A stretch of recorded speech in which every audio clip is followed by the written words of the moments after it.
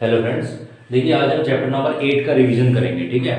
वैसे तो बेटा जो चैप्टर नंबर 8 है, अगर आप इसमें से कंपटीशन के अगर आप पेपर्स उठा के देखेंगे या किसी से भी अपने से जो बड़े स्टूडेंट हैं उनसे अगर आप पूछेंगे कि कंपेयरिंग क्वांटिटी में जैसे कि सिंपल इंटरेस्ट, प्रॉफिट लॉस और कोई चीज़ इंक्रीज हो रही है या फिर डिक्रीज हो रही है उसकी परसेंट फाइंड आउट करना, रेशियो फाइंड आउट करना, प्रपोर्शन फाइंड आउट करना, तो वो यही बताएगा कि ये जो टॉपिक है that is very important topic. ठीक है।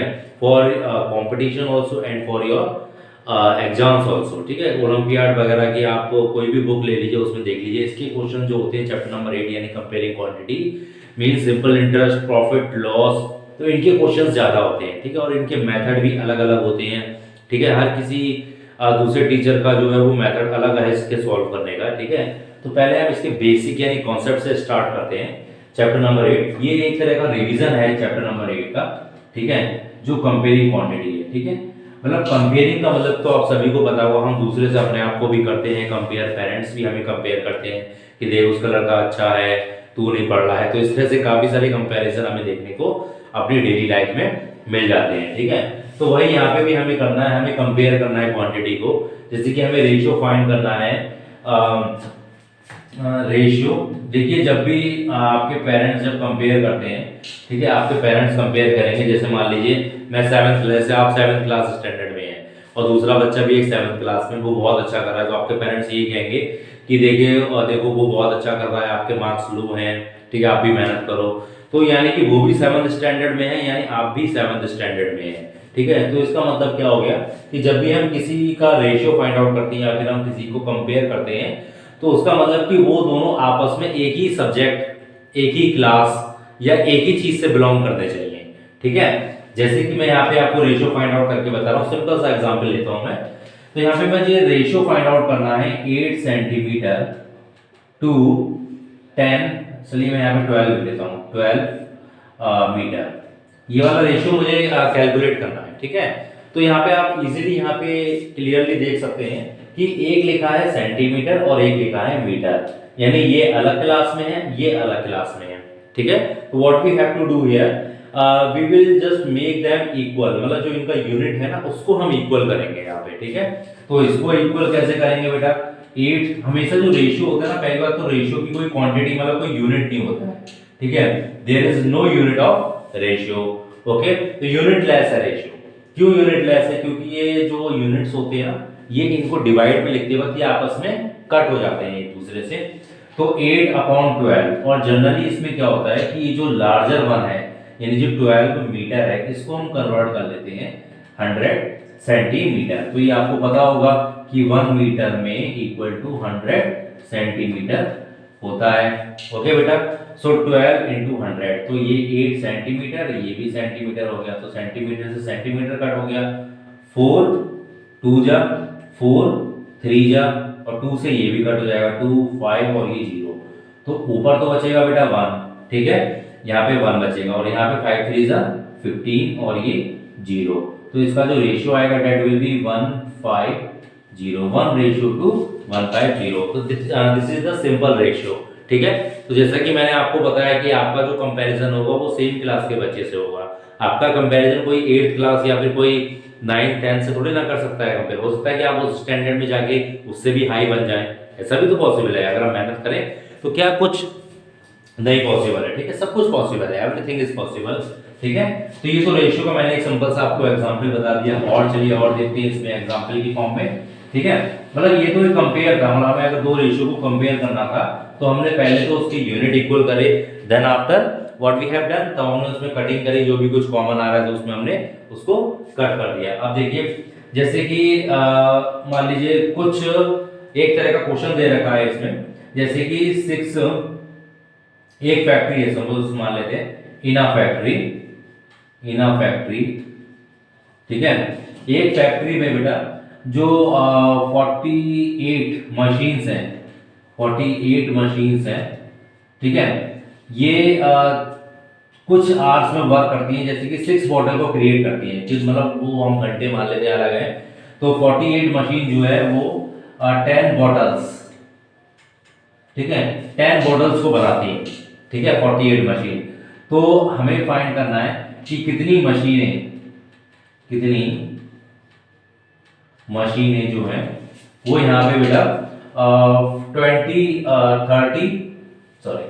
30 मॉडल्स को क्रिएट करेंगी। ठीक है, ये हमें फाइंड आउट करना है। तो यहाँ पे 48 मशीनें जो है वो 10 बोटल्स को बनाती हैं, तो कितनी मशीनें जो है वो 30 बोटल्स को क्रिएट करेंगे। तो इसको हम दो मेथड से सॉल्व कर सकते हैं। पहला तो हम यूनिटरी मेथड है और दूसरा रेशियो मेथड है। तो मैं यहाँ पे आपको रेशियो मेथड बता रहा हूँ। ठीक है, तो रेशियो मेथड को यहाँ पे कैसे सॉल्व करेंगे, रेशियो वाला मैं आपको दोनों मेथड यहाँ पे क्लियर कर देता हूँ। ठीक है, both the method I am clearing यहाँ पे यूनिटरी। ठीक है, तो यूनिटरी का मतलब आप लोगों को समझ में आ जाना चाहिए। यूनिटरी का मतलब होता है 1, यूनि का मतलब होता है 1। रेशियो, अब देखिए रेशियो को कैसे फाइंड करते हैं। इसमें हमें दो चीजें दे रखी हैं, दो थिंग्स दे रखी हैं। ठीक है, पहला क्या है, मशीन है, और दूसरा यहाँ पे रेशियो में मैं यहाँ पे क्या लिखूंगा, बॉटल्स। ठीक है, तो ये दो चीजें मुझे दे रखी हैं। तो पहले मशीन फिर बॉटल है। तो पहले मशीन कितनी है, 48 मशीन्स हैं। ठीक है, फॉर 10 बॉटल्स। तो ये रेशियो वाला है, मींस ये वाली जो क्वांटिटी है वो इसकी प्रोपोर्शन में होगी। ठीक है, दूसरा क्या दे रखा है, हाउ मेनी मशीन। तो हमने मान लिया x मशीन है, कितनी बॉटल्स है, 30 बॉटल्स को। तो 48 divided by 10 equal to x upon 30। तो ये इधर आ जाएगा बेटा। ठीक है, तो 48 multiply by 30 upon 10 equal to x। x से x कट जाएगा, तो x की वैल्यू यहाँ पे मल्टीप्लाई कर लेंगे सिंपली। 8 3 24, 2 4 3 12 और 2 14, तो 144। तो ये मशीनें आ गई। ठीक है, तो ये तो था रेशियो से, ये हमने फाइंड आउट किया है रेशियो से। अब यूनिटरी मेथड से अगर हमें फाइंड आउट करना है तो उसको कैसे करेंगे, जैसे हमें मशीन फाइंड आउट करना है। ठीक है, तो ये 10 बॉटल्स, ठीक है 10 बॉटल्स कितनी मशीनें बनाती हैं, 48 मशीनें। तो 1 यहाँ पे यूनिटरी का मतलब क्या, 1। तो पहले हम 1 का निकालें, तो एक बॉटल के लिए कितनी मशीनों की आवश्यकता होगी, 48 डिवाइडेड बाई 10। और 30 बॉटल्स के लिए कितनी मशीनों की आवश्यकता होगी, 30 बॉटल्स के लिए 48 into 10 sorry upon 10 multiply by 30। तो ये कट कर दिया, तो 144। तो इतनी मशीनों की आवश्यकता होगी, यानी 30 बॉटल्स अगर हमें बनानी है तो 144 की हमें रिक्वायरमेंट होगी। तो ये तो था रेशियो से फाइंड आउट करना, यूनिटरी मेथड से ये था। ठीक है, तो रेशियो में हमने क्या किया, हमारे पास एक रेशियो हमने बना लिया, और वो रेशियो जो है आपस में, जैसे दो लैंग्वेज है ना, यहाँ पे 48 मशीन है 10 बॉटल, x मशीन है 30 बॉटल्स। तो 48 मशीन है 10 बॉटल्स में, तो ये वाला जो रेशियो है वो इसके इक्वल होगा। देखिए दोनों जगह सेम चीजें लिखी हुई हैं, ये 48 बॉटल्स है, यहाँ पे x बॉटल्स है, यहाँ पे 10 सॉरी यहाँ पे 48 मशीन है, यहाँ पे x मशीन है, यहाँ पे 10 बॉटल्स है, यहाँ पे 30 बॉटल्स है। तो हमने इसको सॉल्व कर लिया, 48 अपॉन 10 x अपॉन 30। ठीक है, क्योंकि रेशियो का मतलब ही होता है कि उनको सिंपलीफाई फॉर्म में लिखना, मींस डिवाइड करके लिखना। तो 48 divided by 10 x divided by 30। और यूनिटरी मेथड था, पहले हमें 10 ज्यादा का दे रखा था, तो पहले 1 का निकाल लिया, फिर उसके बाद ज्यादा। देखिए इसमें देखिएगा क्या होता है कि जो कम अगर हमें फाइंड आउट करनी है, चीजें ज्यादा दे रखी है, अगर कम फाइंड करना है तो डिवाइड, और अगर ज्यादा फाइंड आउट करना है तो मल्टीप्लाई करते हैं। ठीक है, तो इस चीज को हमेशा ध्यान रखिएगा। ऐसे क्वेश्चन भी आ सकते हैं। ठीक है, सॉल्व करिए क्वेश्चन को, ये आप वीडियो पॉज कर करके क्वेश्चन लिख लीजिए, फिर उसको अपने आप सॉल्व करिए। नहीं समझ में आता है तो वीडियो को देख लीजिए। ठीक है, फिर उसको देख लीजिए, एक बार देखिए, 2 बार देखिए, फिर उसको अपने आप प्रैक्टिस करिए। इसको देख देख के प्रैक्टिस नहीं करनी है आपको, इसको एक बार देखना है फिर दोबारा प्रैक्टिस करनी है। ठीक है, तो इस तरह से आप क्वेश्चन को सॉल्व कर सकते हैं। अब हम आते हैं सिंपल इंटरेस्ट, या सॉरी हम आते हैं सेलिंग प्राइस और कॉस्ट प्राइस, यानी प्रॉफिट और लॉस पे। ठीक है, सपोज दैट बेटा कि आप कोई आर्टिकल खरीद रहे हैं। ठीक है, आप कोई आर्टिकल खरीद रहे हैं और आप उसको मान लीजिए खरीद रहे हैं, तो उसको हम कहेंगे बेटा CP, that is called our cost price, यानी उसको हम खरीद रहे हैं कॉस्ट प्राइस। ठीक है, तो सपोज करते हैं बेटा हमने एक टीवी को परचेज किया है, we have purchase a TV for, तो हमें उसकी सीपी जो दे रखी है, ठीक है, कॉस्ट प्राइस दे रखी है उसकी 18,000 सीपी, यानी हमने इतने में खरीदा है। अब हम उसे कुछ सालों तक यूज किया, अब हमने उसे बेच दिया। जब बेचेंगे तो सपोज करते हैं बेटा 15,000 में उसको बेच दिया। ठीक है, अब हमें ये पता लगाना है कि हमें प्रॉफिट होगा या फिर लॉस होगा। बहुत सिंपल है, पहले तो टीवी की हमें एक कॉस्ट प्राइस दे रखी है दैट इज 18,000, यानी इतने में हमने खरीदा है। सेलिंग प्राइस दे रखी है 15,000, यानी हमने उसे कुछ साल यूज करके उसे बेच दिया। ठीक है, तो अब हमारे पास जो है बेटा क्लियरली हमें लग रहा है कि यार मुझे तो 3,000 का लॉस हो गया, यानी मैंने खरीदा ज्यादा में था और बेचा कम में, तो मुझे लॉस हो गया। तो loss equal to CP minus SP, कितने का लॉस हो गया? 3,000 का मुझे लॉस हो गया। ओके बेटा, तो यू शुड नो डैट कि आपको प्रॉफिट हो रहा है या फिर लॉस हो रहा है, ये तो आपको खुद ही पता लगाना पड़ेगा बेटा वीडियो देख के यहाँ पे। ठीक है, कि क्वेश्चन हमें दिया क्या है। ठीक है बेटा, दूसरे केस में देखते हैं। अब हमने ये जो टीवी जो था वो 22,000 में परचेज किया। ठीक है, और इसे जो बेचा है सेलिंग प्राइस में वो इसको 23,000 में बेच दिया। अब हमें क्या होगा बेटा? अब देखो हमने खुश हो गए हम। ठीक है, अब हमने इतने में खरीदा है और इससे ज्यादा में बेच दिया, यानी हमें कितने का प्रॉफिट हो गया? 1,000 का प्रॉफिट हो गया। तो profit equal to selling price, ये तुरंत चेंज हो जाता है। ठीक है, selling price minus cost price. ठीक है, तो ये 23,000 है और ये 22,000 है, दोनों को माइनस कर देंगे तो कितना आ जाएगा? 1,000, यानी 1,000 का हमें प्रॉफिट हो रहा है, यहाँ पे लॉस हो रहा है। ठीक है बेटा, तो इस तरह से हम लॉस या फिर प्रॉफिट को कैलकुलेट करते हैं। एक बात और ध्यान रखिएगा कि मान लीजिए जब हम इनकी परसेंटेज फाइंड आउट करते हैं, ठीक है, तो ये तो आ गया लॉस, ये आ गया प्रॉफिट। ओके, सो नाउ अगर मुझे लॉस परसेंट को फाइंड आउट करना है, लॉस परसेंट को, तो लॉस परसेंट इक्वल टू इसका जो फॉर्मूला होगा loss percent, that is loss upon CP into 100%। तो इस तरह से मैं फाइंड आउट करूंगा इसको। ठीक है बेटा, यानी loss upon CP equal to 100%। अगर मुझे यहाँ पे प्रॉफिट परसेंट फाइंड आउट करना है तो what I will do here, मैं यहाँ पे लिखूंगा P, फॉर्मूला सेम रहेगा, यहाँ पे L जो लिखा है इसकी जगह PP आ जाएगा। P मतलब प्रॉफिट, ठीक है, और profit percent equal to P upon profit upon CP। ठीक है बेटा, सो ये क्वेश्चन भी ऐसे हो जाएगा। लेफ्ट यहाँ पे L, लॉस यहाँ पे 3,000 का हो रहा है। ठीक है, ये 3,000 का लॉस हो गया और हमें कॉस्ट प्राइस कितनी दे रखी है?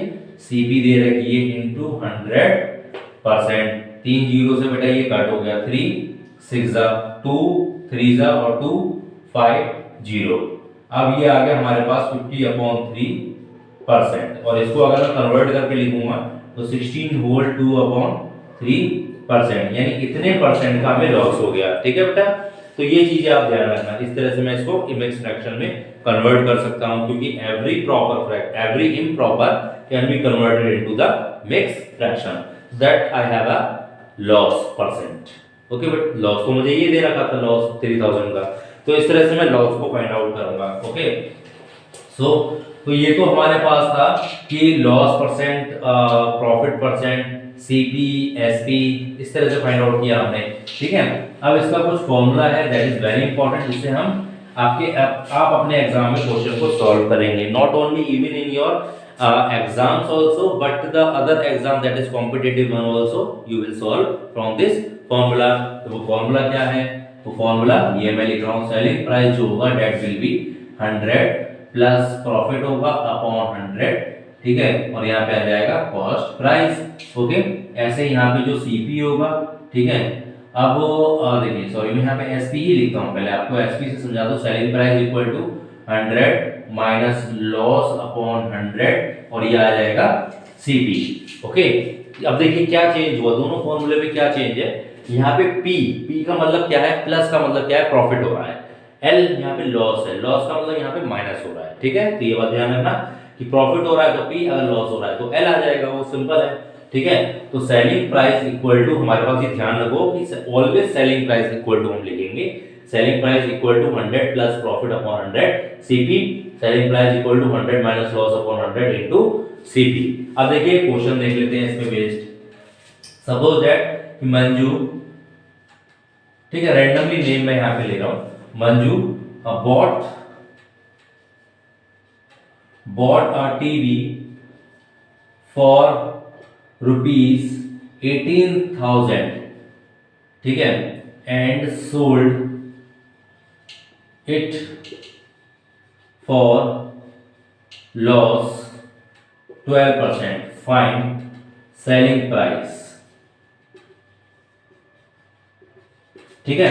Now we will read the question very carefully कि Manju bought a TV for ₹18,000, यानी मंजू ने बेटा कोई टीवी खरीदा, खरीदा है, बॉट का मतलब खरीदा है, तो it is clearly, it is obvious from the question that 18,000 will be the CP, means cost price that we have bought for ₹18,000 and sold it for the loss of 12%, यानी 12% के लॉस पर इसको बेचना पड़ा। ठीक है, यानी अब हमें फाइंड आउट करना है। अब देखिए उसे लॉस हो रहा है, यानी जितने में उसने खरीदा होगा उससे कम में बेचा होगा, तभी तो उसे लॉस हो रहा है ना। तो ये क्वेश्चन से हमने समझ लिया कि इसकी जो वैल्यू है सेलिंग प्राइस की वो इससे कम आएगी, तभी हमारा आंसर करेक्ट हो जाएगा। अगर ज्यादा आ गई तो हमने कहीं गड़बड़ करी क्वेश्चन में। ठीक है बेटा, तो sold it for loss 12%, find the selling price. तो यही वाला फॉर्मूला मैं यूज करूंगा, पहला वाला, सॉरी दूसरा वाला करूंगा, क्यों? क्योंकि इसमें लॉस है, तो लॉस ये लिखा हुआ है। तो सेलिंग प्राइस इक्वल टू, मैं डायरेक्ट वैल्यू पुट कर रहा हूं, आपको फॉर्मूला भी लिखना है, कीप रिमेंबर।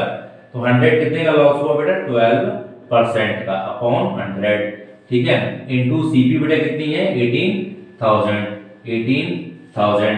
अब कुछ बच्चे बेटा गलती क्या करते हैं, इस 100 से इस 100 को कट कर देते हैं, लेकिन कट नहीं करना है, पहले माइनस करो। 100 माइनस 12 88, ये दो जीरो है ना, ये दो जीरो से कैंसिल हो जाएंगे, ठीक है, इनटू 180। अब इसको कैलकुलेट कर लेंगे। अब देखिए 88 और 18, 8 8 जा 64, 6 8 8 जा 64 और 6 70, ठीक है। उसके बाद 8 8 4, ये 8 और ये 15 और लास्ट में 0। ओके, तो उसकी वैल्यू क्या आ गई? ₹15,840 अब देखिए जिसमें खरीदा था 18,000 में, उससे कम आ गई ना वैल्यू, मींस हमारा आंसर करेक्ट है। ठीक है बेटा, यानी 15,840 में उसे बेचना पड़ा। ठीक है, अब ये भी आपसे क्वेश्चन फर्दर ये भी आप पूछा जा सकता है कि उसे कितने का लॉस हुआ, कितने रुपीस का उसे लॉस हुआ। तो यहाँ पे आप सिंपल क्या करेंगे बेटा, यहाँ पे 18,000 में से आप इसको माइनस कर देंगे, 15,840, कितने का लॉस होगा? ये लॉस। ठीक है, तो 0 में से तो 0, यहाँ पे 10, 10 में से 4 6, इधर 9, 9 में से 8 1, इधर 7, 7 में से 5 2, यानी लॉस इक्वल टू हमारे पास कितना आ गया? 2160 का हमें लॉस होगा in case of the TV. उसने इतने में खरीदा और 15,840 में बेच दिया, तो उसे 2,160 का लॉस होगा। ओके, तो इस तरह से बेटा ये सिंपल कैलकुलेशन है, आपको कैलकुलेशन ही तो करनी है बस। 100 में से 12 माइनस कर दिया 88, इस दो जीरो से ये वाले दो जीरो कट कर दिया, कटेंगे इसमें सिंपल। ठीक है, तो डू द प्रैक्टिस। अब मैं एक और क्वेश्चन बता रहा हूं, उसको भी देख लीजिएगा आप क्लियरली। ओके बेटा, चलिए फॉर्मूला तो मैं ये वाला रिमूव कर दे रहा हूं, ऊपर वाले फॉर्मूले पे एक पेज बता रहा हूं, क्योंकि मैंने आपको लॉस तो बता दिया, अब प्रॉफिट देख लीजिएगा। जैसे कि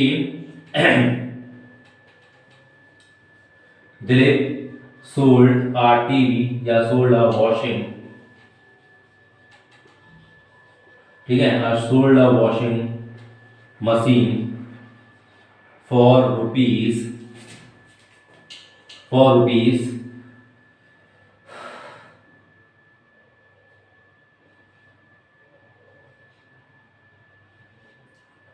5490।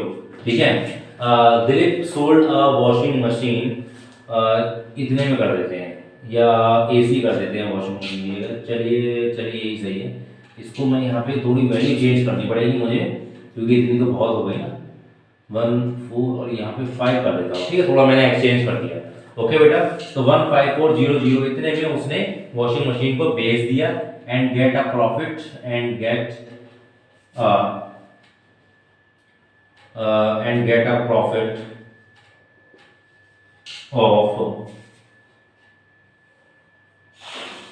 ये बहुत सोच के लिखना पड़ता है, 10%।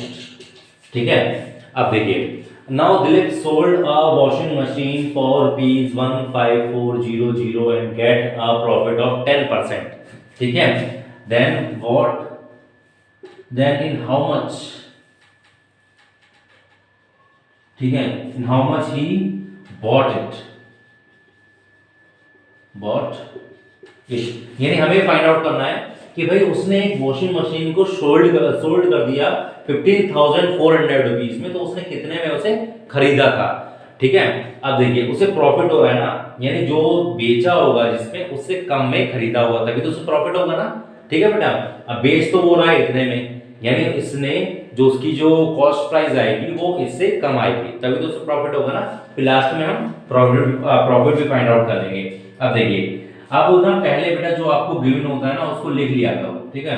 अब जैसे कि बेटा हमें यहाँ पे सेलिंग प्राइस, ये एक तरह का ना क्वेश्चन को सॉल्व करने से पहले जो हम चीजें अपने पास रख, जैसे कोई हम खाना बनाते हैं तो हम पहले चीजें अपने पास रख लेते हैं कि हाँ ये भी पड़ेगा, उसमें सब्जी में ये भी पड़ेगा, ठीक है। जैसे हलवाई वगैरह जो होते हैं तो वो अपने पास रख लेते हैं चीजों को, पहले चेकलिस्ट बना लेते हैं, ये हो गया ये हो गया, ठीक है, तब जाके वो कोई काम स्टार्ट करते हैं। तो वैसे ही हम क्या करेंगे, यहाँ पे सेलिंग प्राइस लिख देंगे। कितनी हो जाएगी सेलिंग प्राइस, 15400, और यहाँ पे जो प्रॉफिट परसेंट दे रखा है डेट इज 10%। अब मैं फॉर्मूला लगाऊंगा पहला वाला, ठीक है। क्यों बेटा, क्योंकि मुझे यहाँ पे प्रॉफिट हो रहा है, तो प्रॉफिट मुझे कितने का हो रहा है, 10% का। अब देखिए सेलिंग प्राइस कितनी है, 15,400, तो मैं उसी की जगह पे ये लिखूंगा 15400 equal to 100 plus 10/100 into CP, क्योंकि मुझे कॉस्ट प्राइस तो फाइंड आउट करनी है, ठीक है। तो 15400 इक्वल टू ये 110 हो जाएगा अपॉन 100 और इसकी सीपी मल्टीप्लाई में, ये 0 से 0। अब देखिए सीपी की डिवाइड में क्या है 10 और मल्टीप्लाई में क्या है 11, तो ये इधर आ जाएगा, ठीक है, और ये डिवाइड में, डिवाइड वाला मल्टीप्लाई, मल्टीप्लाई वाला डिवाइड में। तो 15400 into 10 upon 11 equal to CP. अभी 11 से बेटा सॉरी ये 11 से कट हो रहा है, ठीक है, ये 11 से कट हो जाएगा, तो 11 बन जा 11 कितना हो जाएगा, 4 और 4 44, 11 4 जा और ये 2 0, ठीक है। तो सीपी जो हो जाएगी डेट इज 1400 और ये 0, इसको कहाँ लेके जाओगे बेटा, ठीक है। तो 14,000, तो जो आपने खरीदा था, ठीक है, वॉशिंग मशीन को जो खरीदा था बेटा उसने वो कितने में खरीदा था, 14,000 में, और उसने बेच कितने में दिया, 15,400, ये तो कितने का प्रॉफिट हो रहा है। अब यहाँ पे अगर मैं प्रॉफिट निकालूंगा तो 15400 माइनस 14000, तो इसका जो प्रॉफिट आएगा डेट विल बी 0041, ये आ गया प्रॉफिट, ठीक है, यानी इतने का उसे प्रॉफिट हो गया। ओके बेटा, सो मैंने आपको ये क्वेश्चन सेलिंग प्राइस पे, एक कॉस्ट प्राइस पे बता दिया। तो देखिए अगर सेलिंग प्राइस पे दिया होगा तो what you have to do, you have to just shift, ठीक है, डिनोमिनेटर का न्यूमरेटर, न्यूमरेटर का डिनोमिनेटर में कन्वर्ट करना है, बस इतना हमें वहां पे सॉल्व करना है, ठीक है। अब सेलिंग प्राइस कॉस्ट प्राइस से एक क्वेश्चन देख लेते हैं। सेलिंग प्राइस कॉस्ट प्राइस हमें क्या क्या दे रखी है, तो उसको भी देख लेते हैं। सिंपल इंटरेस्ट को एक बार और, सिंपल इंटरेस्ट का फॉर्मूला बेटा आप सभी को पता होगा, सिंपल इंटरेस्ट इक्वल टू होता है P into R into T upon 100, ठीक है। अब देखिए इसका मैं क्वेश्चन लूं तो इसमें ये लिखा है कि sum of money yield interest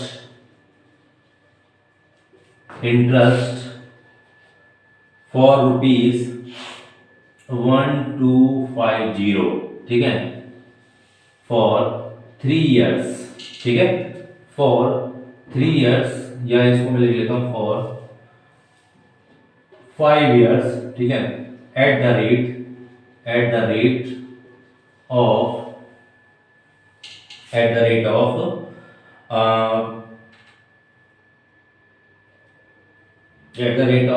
5%, ठीक है, एट द रेट ऑफ 5%। तो फाइंड द सम, या ये लिखो फाइंड द सम, ठीक है, सम फाइंड आउट करना, मतलब जो हम मनी को बोरो कर रहे हैं, कोई मनी किसी पर्सन ने किसी उस पे बैंक को दिया होगा या किसी भी पर्सन को दिया होगा, तो उसका जो इंटरेस्ट उसे मिलता है वो इतना मिलता है 1250, कितने साल के लिए, 5 साल के लिए, एट द रेट ऑफ 5%, यानी 5% का उसने अगर उसे ब्याज, हिंदी में बोलते ब्याज, इंटरेस्ट को लगाया है, तो इतना सम ऑफ मनी मिलेगा। तो वो सम क्या है, तो जहां वैल्यू हमें दी होगी, जैसे कि ये दिया हुआ है सिंपल इंटरेस्ट यील्ड, इंटरेस्ट आ रहा है, यील्ड का मतलब प्रोड्यूस होता है 1250, टाइम दे रखा है 5, ईयर्स और जो रेट दे रखा है दैट इज 5%। ठीक है, तो ये वैल्यू मैं इसमें पुट कर दूंगा। तो कैसे बेटा, सेलिंग प्राइस की जगह, सॉरी सिंपल इंटरेस्ट की जगह क्या है 1250 इक्वल टू, यहाँ पे पी तो हमें फाइंड करना है क्योंकि पी तो वही सम है जिसपे हमें इंटरेस्ट मिल रहा है इतना, तो पी, ठीक है, पी इंटू आर, आर कितना है 5% इंटू टी कितना है 5/100, ये कट हो जाएगा बेटा। ठीक है, तो यहाँ पे 520 और 5 विद 5 4 जा, तो p के डाउन में क्या आ गया 4, तो 4 डाउन में है तो इधर आके मल्टीप्लाई में, तो सिंपली p कितना हो गया 1250 इंटू 4। अब इसकी मल्टीप्लाई कितनी हो जाएगी बेटा, ये तो जीरो आ जाएगा ऑलरेडी, 4 0 जा 0, 4 5 जा 20 कैरी 2, 4 2 जा 8 और 2 10 कैरी 1, 4 1 4 और 1 5, तो ये 5000 विल बी द वैल्यू, यानी 5000 रुपीज उसने किसी पर्सन को दिए होंगे, तो उसे इंटरेस्ट कितने का मिलेगा 5 साल बाद 1250 का उसे इंटरेस्ट मिलेगा। ठीक है, तो इस तरह से हम कोई भी फाइंड आउट करने की कोई वैल्यू आ सकती है, तो आपको एक वैल्यू कोई भी फाइंड आउट कर सकते हैं। यहाँ पे एक बात और ध्यान रखिएगा, अगर ये जो ईयर्स जो है ना बेटा, अगर मंथ में दिए होंगे, मंथ में, ठीक है, अगर मंथ्स में दिए होंगे, जैसे कि मान लीजिए 5 मंथ है या यहाँ पे लिखा है 4 मंथ है, ठीक है, तो पहले इस मंथ को ना ईयर में कन्वर्ट करेंगे आप, तो 4 अपॉन सिंपली क्या करेंगे 12, 4 1 जा 4 3 जा, यानी 1/3, तो 1 न्यूमरेटर में और 3 डिनोमिनेटर में, यानी 1 तो आ जाएगा यहाँ पे और डिनोमिनेटर में क्या है 3, तो ये आ जाएगा 3 की तरह से 100 की मल्टीप्लाई में 3, या फिर वो हो सकता है कि फ्रैक्शन की फॉर्म में दे रखा हो, ठीक है, फ्रैक्शन की फॉर्म में जैसे 2 होल 1/5 इस तरह से दे रखा हो, यानी ये डेढ़ मतलब 2.5 साल मतलब 2.5 ईयर हो गया। ओके, तो 5 to 10 11/5 ईयर्स।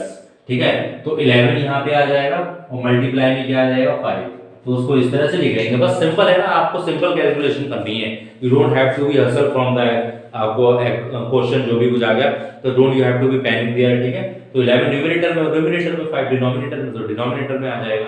ओके बेटा, तो you have to keep remember this question. ये दोनों चीजें स्पेशली थोड़ा ध्यान रखिएगा कि इसको इस तरह से हम सॉल्व करेंगे। Okay, we will find out the question like this.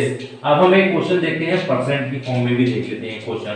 ठीक है, परसेंट की फॉर्म में जैसे कि मान लीजिए हमें कोई परसेंट दे रखा है, सभी को पता होगा आपको कि परसेंट जो है that will be calculated from 100%, तो उसको हम 100 में से कैलकुलेट करते हैं। ठीक है बेटा, जैसे एक पार्टी हुई, ठीक है, देयर इज अ पार्टी, ठीक है, तो पार्टी में क्या था, जो टोटल पीपल जो आए थे दैट इज 840, मैं सपोज करता हूँ कि 840 पीपल्स आए थे वहां पे। ठीक है, उसमें से जो मैन आए थे, मैन, ठीक है, दैट विल बी, हम सपोज करते हैं कि वो 40% आए थे। ठीक है, और जो वुमेन थी, वुमेन जो थी दैट इज 35 मान लेते 35%, और जो चिल्ड्रन जो थे, चिल्ड्रन, ठीक है, चिल्ड्रन जो थे, तो देखिए अगर चिल्ड्रन हमें फाइंड करना है, चिल्ड्रन का परसेंटेज फाइंड आउट करना है, और हमें चिल्ड्रन के एक्चुअल नंबर भी फाइंड करना है, यानी कितने प्रेजेंट थे उसमें पार्टी में। तो what we will do here, हम ये जो चिल्ड्रन निकालने के लिए क्या करेंगे, 100 में से इन दोनों को प्लस करके माइनस कर देंगे, 40 + 35, 40 + 35, तो ये हो जाएगा 100 - 75 = 25% वहां पे बच्चे थे। अब actual number of children we have to find out, actual number, तो actual number of children how we can find out, तो ये हो जाएगा 25, तो 25% ऑफ 840, तो 25 यहां पे लिखेंगे हम एक्चुअल नंबर, एक्चुअल नंबर, ठीक है, तो actual number 25% of 840 equal to 25/100 into 840 से 0, ठीक है, 5 जा और 5 2 जा, 2 से बेटा ये भी कट हो रहा है, 2 4 जा और 2 2 जा, तो 42 इंटू 5 मल्टीप्लाई 4 2 जा 10 कैरी 1, 4 5 जा 20, सॉरी 5 4 जा 20 और 1 21, तो 210 actual number of children were there. अब इनकी भी नंबर फाइंड आउट करने को आ सकता है, इनका भी परसेंटेज दिया हुआ है, तो हमें नंबर फाइंड आउट करने को आ सकता है, तो 40% ऑफ 35% ऑफ, सिंपल है। तो इस तरह से हम यहाँ पे वैल्यू को कैलकुलेट कर लेंगे बेटा। ठीक है, तो एक्चुअल नंबर ऑफ कैसे निकालेंगे ऑफ चिल्ड्रन, 25, पहले माइनस करके निकालेंगे 25%, एक्चुअल नंबर ध्यान रखना, परसेंटेज पूछा जाएगा तो हमारा आंसर सिर्फ यहाँ तक होगा, अगर नंबर पूछा जाएगा तो हमें ये भी सॉल्व करना होगा। ठीक है बेटा, चलिए एक और क्वेश्चन देख लेते हैं परसेंटेज पे। जैसे कि बेटा हमें ये दे रखा है कि कोई एक टीम है, जैसे कि सपोज टीम ए है, ठीक है, उसने कुछ मैच खेले हैं, लेकिन हमें नहीं पता भी दोनों के कितने मैच खेले हैं। तो उसके जो वॉन करे हैं, यानी उसने जो मैच जीते हैं, दैट इज 28 मैचेस उसने जीते हैं। ठीक है, तो इतने मैच उसने जीते हैं, और ये जो परसेंटेज दे रखा है 28 जो मैचेस जीते हैं, वो ओवरऑल परसेंटेज का जो है वो सिर्फ जो है दैट इज, अब यहाँ पे मान लेते हैं, चलिए यहाँ पे 27 मान लेते हैं, और वो 30% है। 37 मैंने 27 मैचेस यहाँ पे वॉन कर लिए। ठीक है, एक टीम ए है जिसने 27 मैचेस जीते हैं, and that is only 13% of the matches, total matches they have played. ठीक है, तो यहाँ पे मैं सपोज करूंगा, यहाँ पे मुझे फाइंड आउट करना है कि वो टोटल मैचेस क्या होंगे। ठीक है, टोटल मैचेस वो क्या होंगे, टोटल मैचेस मुझे फाइंड आउट करने हैं। तो टोटल मैचेस में निकालूंगा कैसे, अब देखिए मैंने बताया था ना इक्वल में कंपैरिजन होता है, यानी दोनों तरफ जब मैं इक्वल लिखूंगा तो इक्वल एक ही चीज लिखूंगा। क्या होगा, टोटल मार्क्स मैंने सपोज कर लिए, let the total marks be x, तो 30% ऑफ x, यानी ये भी परसेंटेज का विन है, ये भी परसेंट के फॉर्म में विन है, इतने मैच जीते हैं, और इधर भी इतने मैच जीते हैं, 27 जीते हैं, इधर नंबर देने का, इधर परसेंट होगा तो दोनों इक्वली। ठीक है, तो इस तरह से मैंने फाइंड आउट कर लिया। अब क्या करूंगा मैं, 30/100 इंटू एक्स, 0 से 0 कट हो गया, तो यहाँ पे x इक्वल टू 27 इंटू 10। अब ये सीख जाओ ना अगर आप कि इधर ये डिवाइड में और मल्टीप्लाई में कैसे चला, तो ये x की डिवाइड में जो मुझे x फाइंड आउट करना है ना, उसको मैंने हटा दिया। चलिए मान लिया, चलिए मैं उसको अंडरलाइन कर देता हूँ इस तरह से, x तो ये डिवाइड में आ रहा है 10, 10 इधर आके मल्टीप्लाई, और 3 कैसा आ रहा है मल्टीप्लाई, तो इधर आके डिवाइड में, तो अपॉन में 3, और 3 9 जा, और ये कितना हो जाएगा 9 इंटू 10 90, यानी जो टोटल नंबर ऑफ मैच कितने हैं 90 मैचेस हैं। चलिए अब इसमें देखिए एक और क्वेश्चन बन गया, क्या बन गया, इसने 27 मैचेस तो जीते हैं, टोटल नंबर ऑफ मैचेस कितने आ गए 90 आ गए, तो कितने मैच हारे होंगे, ये बहुत इंपॉर्टेंट है। ठीक है, लूज लॉस कितने का, कितने मैचेस लॉस करे उसने, कितने मैच हार गया वो।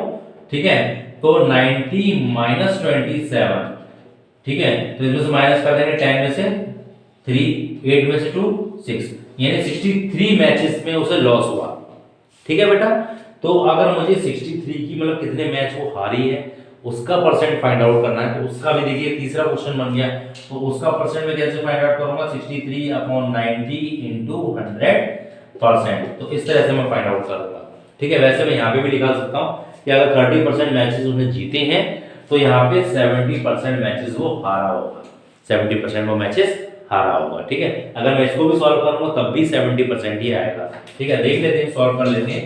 यहाँ पे 7 9 जा और 7 10 जा, एक 0 से एक 0 कट गया, सॉरी 9, ये इस तरह से 9 7 जा 63, 9 10 जा, 0 से 0, 7 इंटू 10 70 आ गया।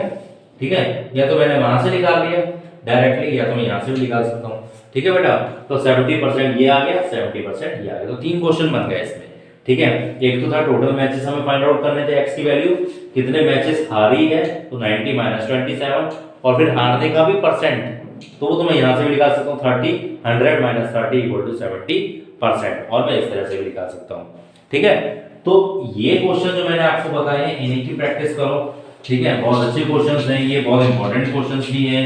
ठीक है, सारे मैंने आपको कोई बुक से तो बताया नहीं, क्योंकि बुक में भी आपके बिल्कुल इसी तरह के क्वेश्चंस दे रखे हैं, तो इन क्वेश्चंस की प्रैक्टिस करो बार बार। आप ये देखो कि मुझे इसमें कौन सा क्वेश्चन कराया गया है, तो उस क्वेश्चन को अपने आप लिखो, प्रैक्टिस करो, वीडियो को पॉज करके बार बार देखो, अपने आप प्रैक्टिस करो, देख देख के नहीं। ठीक है, आप तब देखो जब आपको लगे हाँ यार यहाँ इस क्वेश्चन पे मैं अटक रहा हूँ। ठीक है, तब उस क्वेश्चन को आप देखो और उसका आंसर अपने इसमें से देखकर फिर दोबारा उसे सॉल्व करो। ठीक है, ओके, थैंक यू बेटा।